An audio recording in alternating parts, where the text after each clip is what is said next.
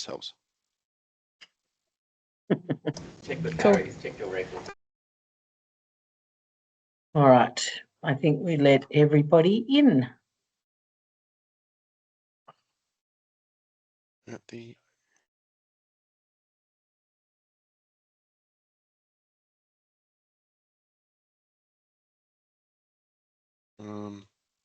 so I was going to take out all the note takers.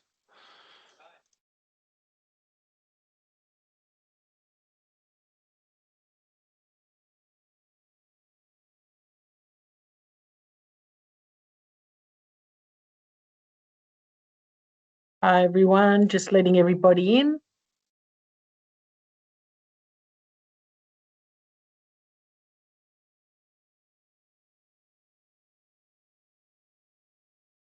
We are all doing it solo today because our internet just went down, and so Georgia, Baxter, and myself are hotspotting of our phones in separate areas.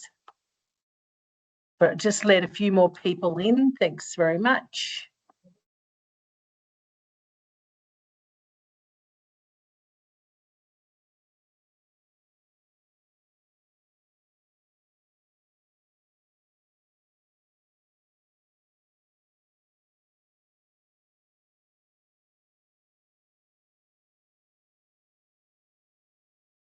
Okay, all right. Well, a bit of a slow intake, but we will get going now. Welcome, everyone. This is our 12th Lunch and Learn so far, and thank you all again for taking time out in your work day during your lunch breaks to come and have a listen. But today's Lunch and Learn is hosted by our platinum partners, Gow-Gates Insurance Brokers, and they have really lent in into a complex subject of insurance, but they've been doing a lot of work behind the scenes in making it easy and accessible and an open. We've got a special platform that you're going to have a look, and some of you at the forum already saw snippets of the platform. So very exciting what's going to be shown today. But we're talking today about risk and insurance in franchising that we all know lots about. But Natalia is presenting today from Gow-Gates. And so without further ado, I'm going to say hello to Natalia, and due to her presentation, it's probably good to, if you have questions along the way, type them in the chat and we will have plenty of time, like a good 15 minutes for Q&A afterwards. So without further ado, over to Natalia. Thanks, Helen. Thanks, the FCA team. Good afternoon, everyone. Thanks for joining us today. Good to see some familiar face in the chat. I'm Natalia from Gow-Gates Insurance Brokers, and I'm really pleased to spend the lunchtime with you. Thanks for taking time away from your lunch breaks to stay here with us to talk about a topic that I know everyone loves it, insurance. Not everyone, but it's we have to talk about it. So insurance and risk management in franchising. So I would start to a question for you. Is it possible to operate a franchise without insurance? Technically, yes. But the better question is, what happens when something unexpected happens? Today, we will look at the most common risks, the insurance solutions available, and practical ways to reduce those risks before they become expensive problems. Before we jump into the topic, I'd like to talk a little bit about Gow-Gates Insurance Brokers and who we are. We've been supporting the Australian business for more than 60 years, and we're proudly independent owned. We're platinum partners of FCA, and we love supporting the franchise industry. What really sets us apart is that we take time to understand our clients and the industries. We know that every business operated a different way, so we focus on providing advice that's tailored for each business rather than one size fits all. So let's begin in understanding why risk management is particularly crucial for the franchise model. Franchising creates a fantastic business opportunities, but it also creates shared responsibility. The action of one location can impact the entire brand. And this creates not only shared opportunities, but also creates shared risks. The franchise relationship creates unique risk profile. Franchisors maintain control over brand standards, marketing, procedures, while the franchisees handle the day-to-day operations. This division of responsibility means that both parties must understand the risk exposures and their insurance obligations. That's why both the franchisor and the franchisee have an important role in managing their risk. Today, we'll look at the simple ways to protect your business. So here's our roadmap for today. We'll have time for our questions and answers in the end of the presentation, but feel free to type it in as you go. First, we'll look at the common risks in franchise business phase. Then we'll discuss the key insurance covers that help protect those risks. After that, we'll talk a little bit about practical risk management strategies, not just insurance, other risk managements that you can take to protect your business. Finally, I'll finish with the key takeaways and some next steps. So what are the common risks in franchise? Every franchise faces different challenges, but most risks fall into three broad streams: the operational, the liability, and the financial. The operational risks include things like property damage, customer injuries, equipment breakdown, and commercial legal expenses. Consider like a restaurant franchise that experienced a kitchen fire. Beyond the immediate property damage, you're looking at the business interruption, the liability if customers or any employees got injured, and the challenges to maintain the brand standards during the repairs. The average cost for a claimed fire in a kitchen, for example, could exceed $50,000, not including the loss of revenue you have while the repairs are ongoing. Then there are the liability risks, such as claim from customers, employees, cyber incidents. Did you guys know that slip and fall are the most common liability claim in insurance, especially in shopping center and retail? They're very, very, very often, more than we can ever imagine. So another fact is that employment-related claims have increased by 400% over the past decade. Issues like wrongful termination, discrimination, or harassment claims can arise even in well-managed business. The average settlement for an EPL claim can exceed $40,000. On the cyber risk, which everyone has been talking about lately, franchise businesses are the most attractive target for cyber criminals because they have access to a large database with a single entry point. They can just hack into one unit and access the whole network because of the share of the systems and data. So a data breach can result in notification calls, credit monitoring of affected customers, fines, and a lot of brand reputational damage. Finally, there are the financial risks, like business interruptions and supply chain disruption. The important point is that these risks, they are not rare. They are part of running a business. The main goal is to be prepared for them. And insurance is only one way to manage those risks. Understanding these risks is the first step. Now, let's explore the strategic approach on managing them effectively. So we're going to run through some risk management strategies, and there are four main approaches when you talk about risk management. First one, you can avoid the risk completely by fully eliminating activities that are unacceptable exposures. For example, let's say you have a franchise restaurant that allows outdoor seating, but your location is a high crime area and you don't want to have the outdoor seating during the night because of the crime that can occur in the area, you can choose in not offering the outdoor dining and completely avoid the risk. Then you can have the risk reduction. Risk reduction involves implementing measures to minimize the likelihood or impact of the potential losses. This can include employee safety training, regular equipment maintenance, and implementing cybersecurity protocols. I have to say that a well-trained staff can present many more common accidents and liability claims. One of the most effective ways to manage risk is through risk transfer, and that's where insurance play an important role. While the business can't eliminate the risk completely, they can shift the financial responsibility to an insurance company. In return for a premium, the insurance agreed to cover eligible loss that your business might face. It can also include contractual arrangements with vendors. And lastly, accept smaller risk as a commercial decision and cost of doing business.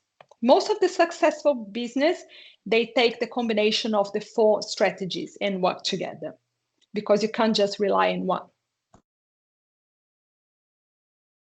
Now that we understand the strategic approach to risk management, let's go through some specific insurance solutions available to protect your franchise.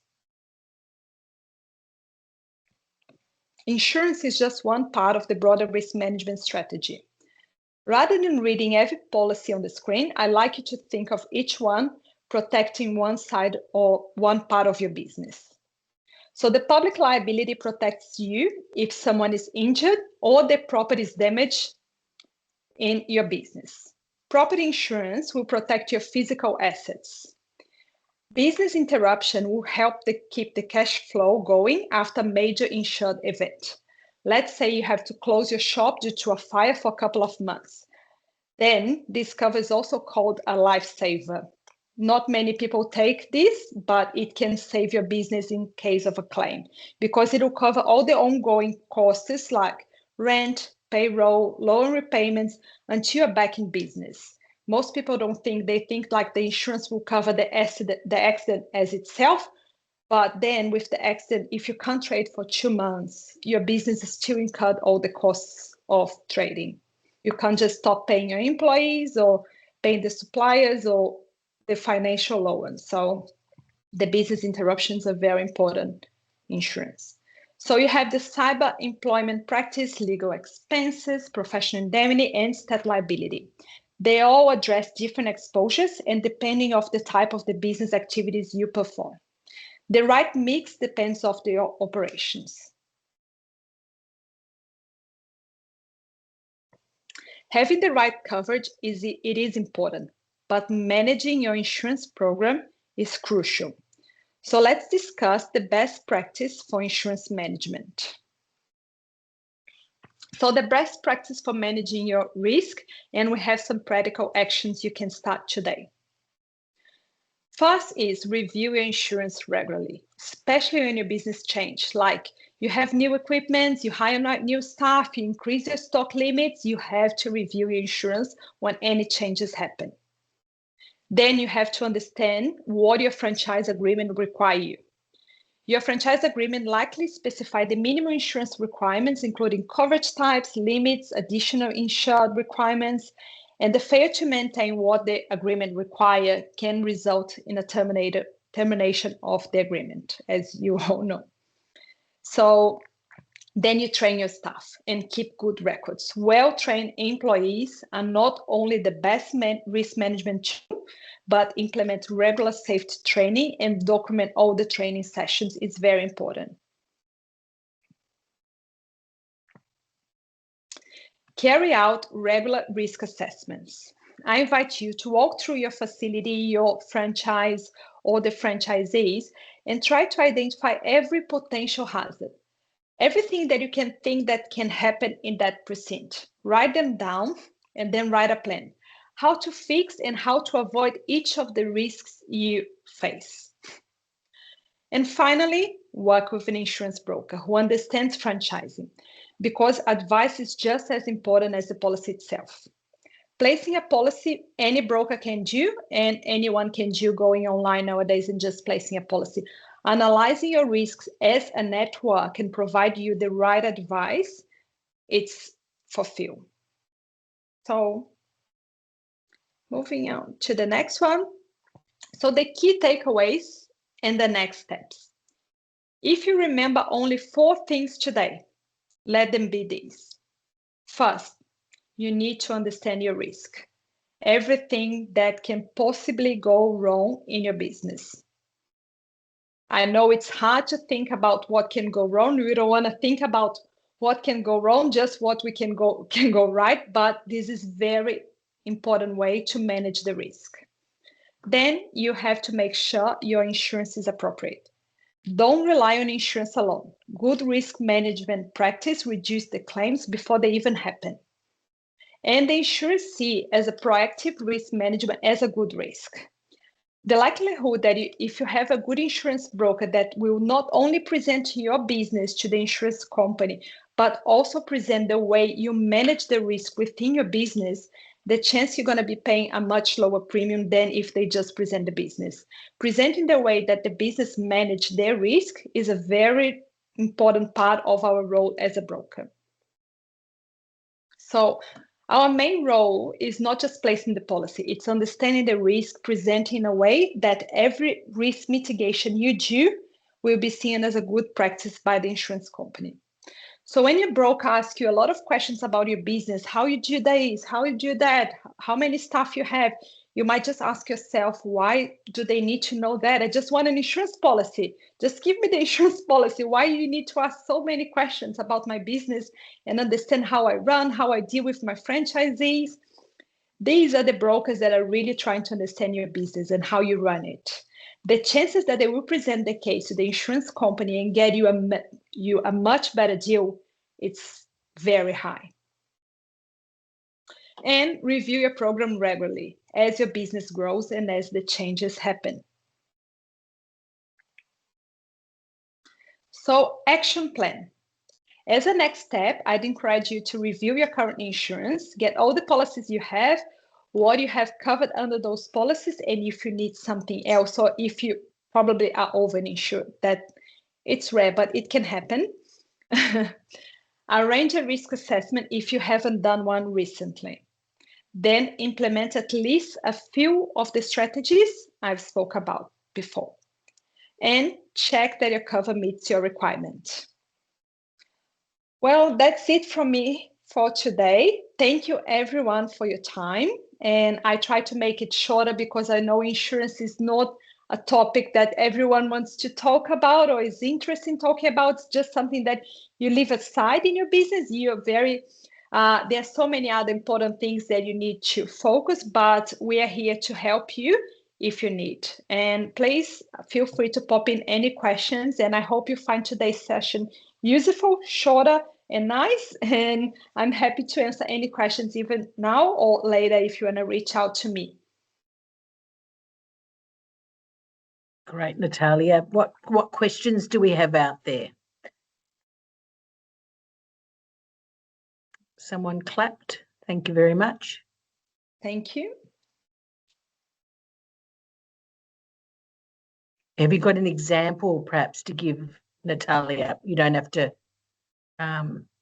name names. We've just got on the screen to the Gow-Gates team that are working really hard every day on franchising, and there's quite a few franchises since Natalia has been in the mix in franchising, which has been well over a year, nearly 2 years now.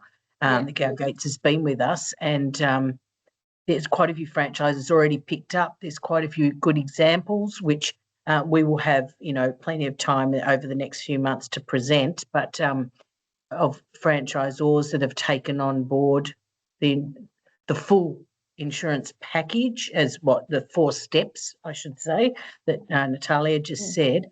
And they have actually not just saved money, but increased their Yeah. insurance premium. Do you want to talk to that quickly, Natalia? Yeah. Good. We've been reviewed the whole like structure and insurance program for a lot of networks, and we've been finding that like we're not trying to change what they currently have, but providing the advice what they need to have to protect the business. So it's more like a risk management approach. So I reviewed the whole program and I let you guys know the gaps and how you deal with the franchisee.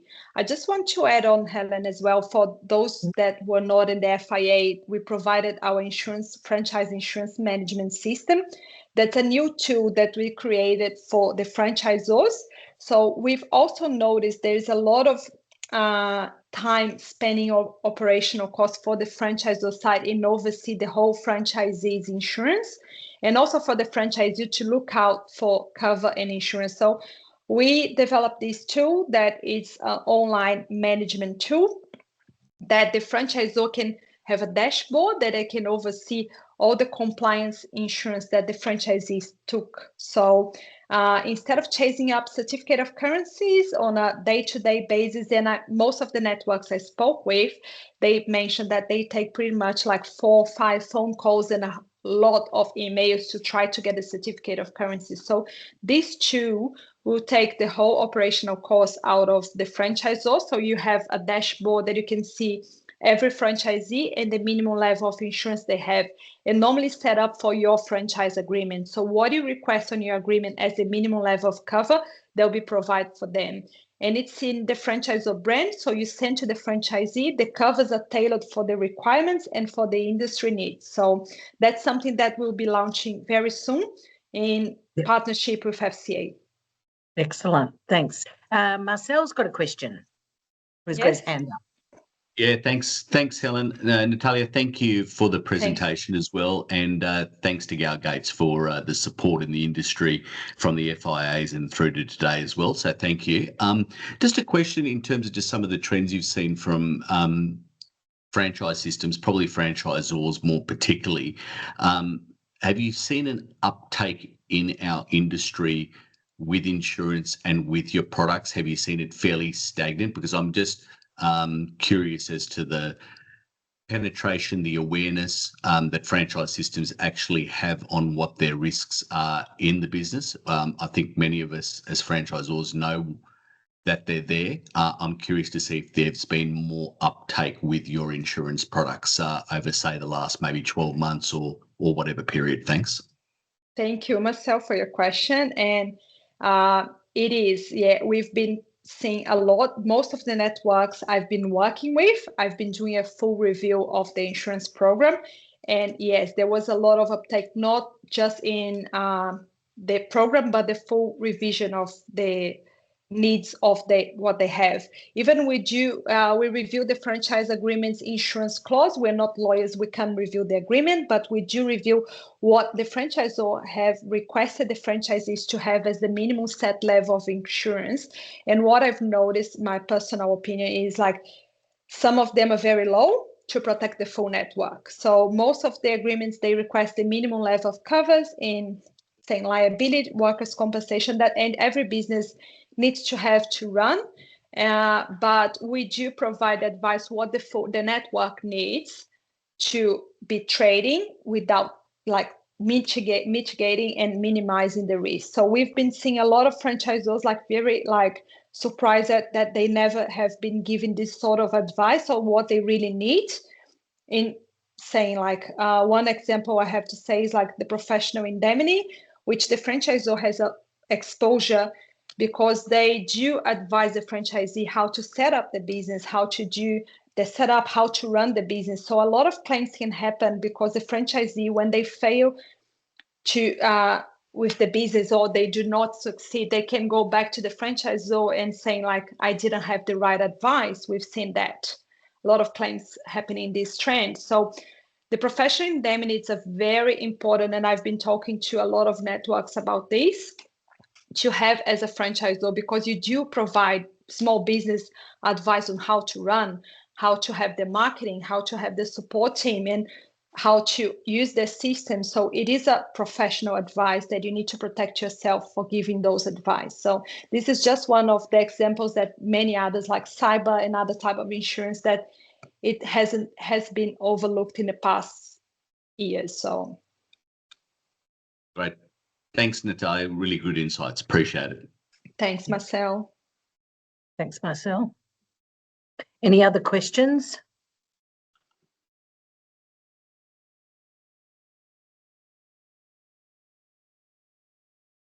If any question come up after the presentation, you have my contact details. And I know like most of you that like I've been seeing a lot of familiar faces and names in the call. So please reach out if you have any questions, insurance related, risk management, or anything that we can assist and talk about it.